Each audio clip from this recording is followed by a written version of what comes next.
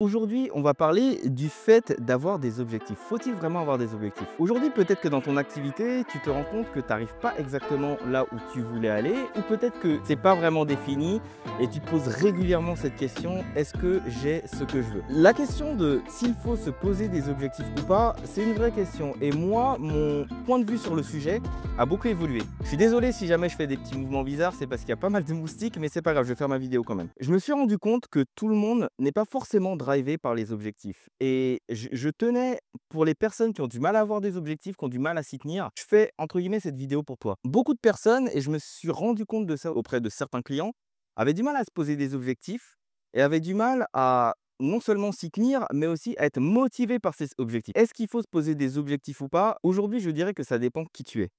Il y a des personnes qui sont très orientées action et pour ces personnes-là, il vaut mieux être dans l'action, faire des choses pour aller progressivement vers leur vision plutôt que uniquement se poser la question des objectifs et être relativement frustré. Il y a des personnes qui vont être beaucoup plus drivées par la vision et ces personnes-là, qui va être beaucoup plus important plutôt que les actions qu'elles font, c'est pourquoi j'y vais et jusqu'où j'y vais.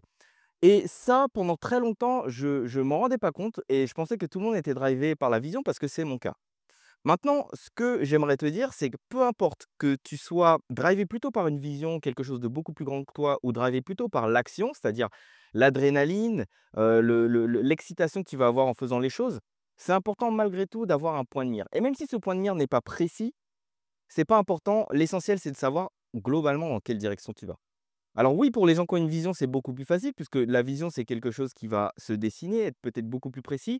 Pour les autres, le fonctionnement va être différent. Et ce que j'aimerais t'emmener à faire, c'est dans un cas ou dans l'autre, j'ai des solutions qui fonctionnent pour les uns et ou pour les autres. Si tu es drivé par la vision, très bien, il faut que cette image soit assez précise, qu'elle soit assez stimulante pour te donner envie d'aller dans cette direction, qui fait que même si tu tombes sur un obstacle, tu auras envie de le contourner, tu auras envie de le surmonter puisque justement, cette vision te stimule. Si tu es drivé plutôt par les actions, ce qui va être important de faire, c'est d'être malgré tout à l'écoute de tes ressentis. Quand je fais ces actions, qu'est-ce que je ressens?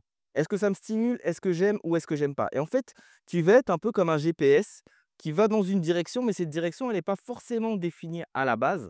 Elle va être plutôt être définie par tes ressentis. Et tu vas aller forcément dans un endroit où tu vas te sentir à l'aise puisque tu vas faire beaucoup plus des choses qui te font te sentir bien et moins des choses qui te font ressentir de la frustration ou d'autres émotions négatives. Maintenant, j'aimerais aussi, malgré tout, apporter une nuance. Des actions sans vision, qu'elles soient drivées par quelque chose d'interne ou par quelque chose peut-être plus de l'ordre de la projection, donc une vision projetée. Des actions sans vision, c'est de l'errance, puisque tu vas passer d'un côté à l'autre, et c'est le cas de beaucoup d'entrepreneurs qui vont aller d'un côté à l'autre sans exactement savoir où ils vont et sans même en tirer des conséquences. Et là, ils errent pendant des mois, voire ou vraiment pendant des années. De la vision sans action, c'est aussi des rêves. Alors les gens qui sont très visionnaires et qui n'ont pas d'action pour venir supporter leur rêve, entre guillemets, ça reste uniquement un rêve.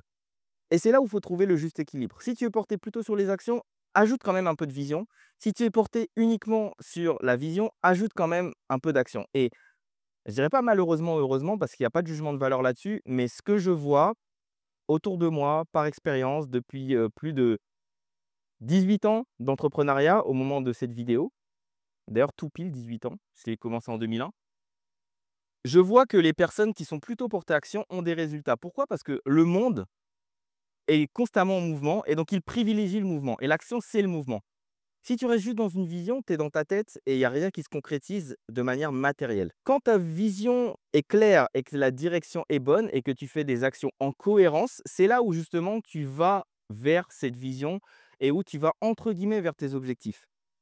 Et là, encore une fois, j'ajouterais malgré tout une nuance.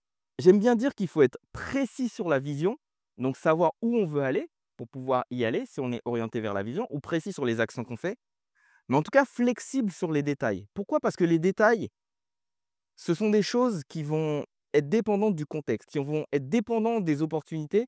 Et si tu es trop à cheval sur la manière dont tu veux que ça se passe, tu risques de passer à côté d'énormément d'opportunités. Moi, j'ai des opportunités avec des personnes avec qui j'aimerais travailler, des personnes qui ont envie de travailler avec moi. Ça s'est présenté au gré d'une discussion. Et en étant à l'écoute justement de ces opportunités, je vais pouvoir dessiner d'autres choses. Maintenant, comment est-ce que je juge si c'est quelque chose qui est bon pour ma vision, qui est bon pour la direction dans laquelle je vais ou pas? C'est tout simplement de prendre du recul et de l'évaluer en disant: «OK, c'est une opportunité, mais est-ce que c'est une opportunité pour moi? Est-ce qu'elle est en accord avec mes valeurs? Est-ce qu'elle est en accord avec ma vision? Est-ce qu'elle est en accord avec la mission que je me suis donnée?» Si c'est en accord avec rien, ça ne veut pas dire que je ne vais pas le faire. Ça veut juste dire que je sais que ça va me retarder dans l'atteinte, non pas forcément de mes objectifs, mais de ma vision.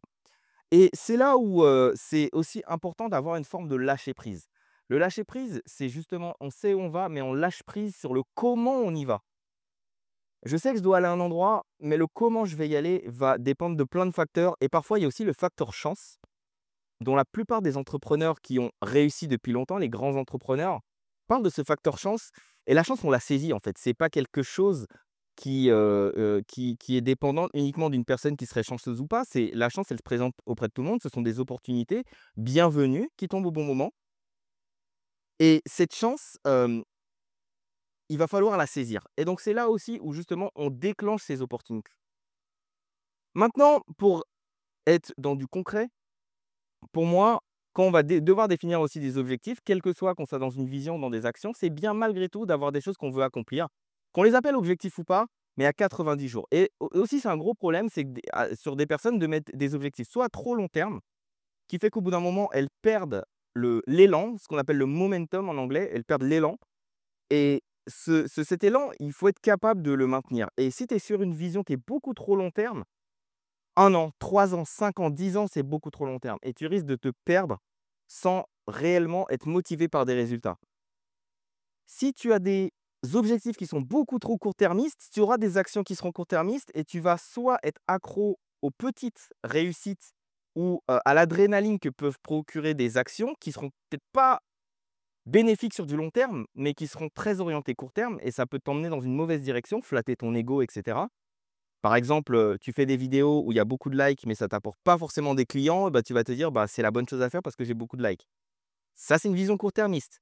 C'est des objectifs peut-être court terme qui t'apportent une satisfaction, de l'adrénaline court terme, mais pas forcément les résultats que tu veux sur du long terme. Donc ce qui va être important, c'est d'avoir par exemple des objectifs sur 90 jours, pardon. 90 jours, c'est une bonne portion de temps parce qu'un mois, c'est beaucoup trop court. Quelques jours, quelques semaines, c'est aussi trop court. Mais 3 mois, c'est le bon délai parce que justement, si tu regardes tes résultats sur un mois et que c'est un peu au-dessus, c'est bien, tu vas être surgonflé. Le mois d'après, si c'est un peu en dessous, tu risques d'être un peu diminué. Mais si tu es sur 3 mois, tu arrives en faisant la moyenne des 3 mois, à arriver à quelque chose qui justement fonctionne pour toi où tu te dis: «OK, là, je ne suis pas dans une vision trop court terme, je ne regarde pas trop loin et 3 mois, ça semble être, donc 90 jours, ça semble être ce qui fonctionne le mieux de manière générale». Et au-delà de 90 jours, là, on est sur la vision. Et la vision, ça peut être aussi une vision des ressentis. Qu'est-ce que tu veux ressentir? Qu'est-ce que j'ai envie de ressentir dans 1 an? Par exemple, j'ai envie de ressentir de la satisfaction, de la liberté, j'ai envie de ressentir de l'épanouissement. Ça fait partie aussi de la vision. La vision, ce n'est pas uniquement du quantitatif, du combien je génère, du combien de personnes je touche, mais c'est aussi du qualitatif. Qu'est-ce que je ressens? Qu'est-ce que je vis? Qu'est-ce que ça m'apporte? Et ça, c'est aussi important. Et ce qui est important aussi, et c'est pour ça que je posais vraiment cette question au début de la vidéo, faut-il avoir des objectifs? C'est qu'il ne faut pas que ces objectifs deviennent une pression et deviennent une source de frustration. Et ça, malheureusement, beaucoup de personnes se mettent des objectifs peut-être un petit peu trop élevés pour eux.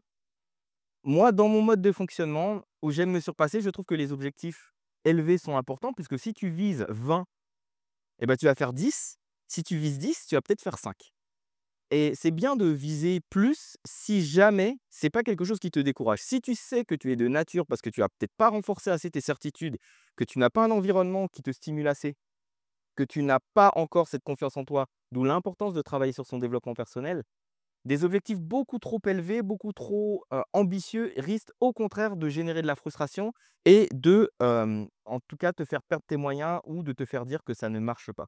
Je viens encore de me faire manger par un moustique, mais encore une fois, comme j'ai dit, c'est pas grave. Le plus important, c'est que je te délivre le message dans cette vidéo. Alors dans cette vidéo, dis-moi si toi, c'est une prise de conscience. Si jamais tu es quelqu'un qui te mettait trop d'objectifs, est-ce que tu es à même aujourd'hui, après avoir regardé cette vidéo, de conscientiser le fait qu'il faut peut-être lâcher prise, que le comment, tu ne sais pas exactement comment il va se produire.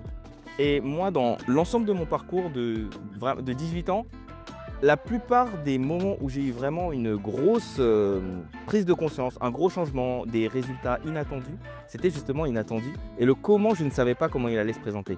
Des personnes qui arrivent au bon moment, des opportunités qui se présentent au bon moment, des articles que je lis au bon moment, un livre qui tombe entre mes mains au bon moment. C'est toute une suite d'éléments que je n'aurais pas pu prédire, que je n'aurais pas pu prévoir qui se présentent.